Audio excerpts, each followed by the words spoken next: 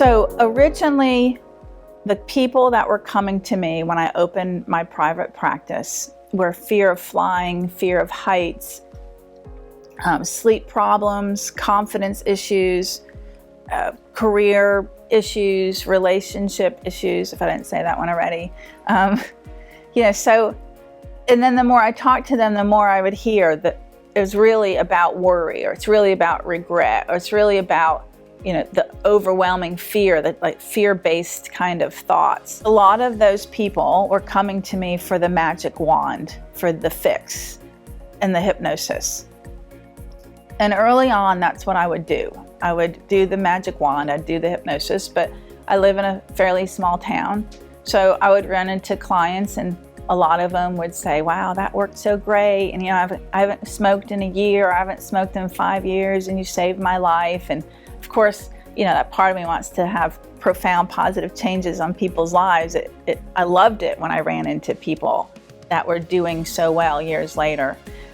And then I'd run into people that would say, it worked so well for like a year, and then I got fired. And then I got in a huge argument with my spouse, and that was it. I went and started smoking that night, and I haven't stopped again, and I don't know how not to smoke. I've got so much anxiety, and so I realized through those kinds of conversations that I wanted to teach people about their mind. So instead of just coming to me for hypnosis, I felt like they would have long-term success if they understood their mind and how to manage it, and especially how to manage what we call stress and anxiety. So if I could teach them about their mind, then teach them the techniques and a lot of, how to bring yourself into alpha, how to quiet your conscious mind, why do you even want to do that? If I could teach them all that, then if they had gotten an argument with their spouse, they would have known how to manage their mind, and they wouldn't have had the same level of anxiety to then start smoking again, right? So being able to have noticed and applied kind of a transition to how can I use this information, this powerful tool of hypnosis, to help people, and then that then carried into athletes, and it almost repeated itself. I worked with a few athletes here and there, and it was local, and then when it got to the point that I started working with PGA TOUR Pros, again, I felt really excited. I was credentialed to go to the tours and be behind the ropes with the players.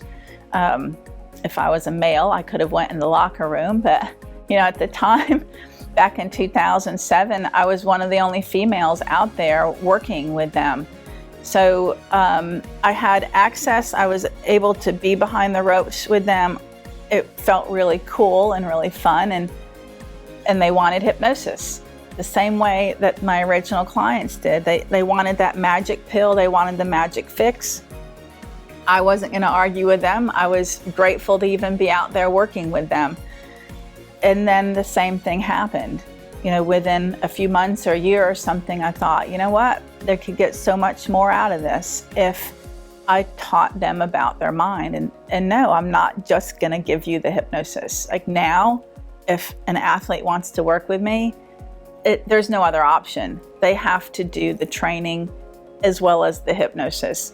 And I've developed like online courses and programs for athletes and other people to be able to learn the information and gain the skill sets, like through homework on a weekly basis. It's a 21-week program I've developed that they can actually learn about their mind and then use hypnosis more as a tool to help solidify some of what they're learning.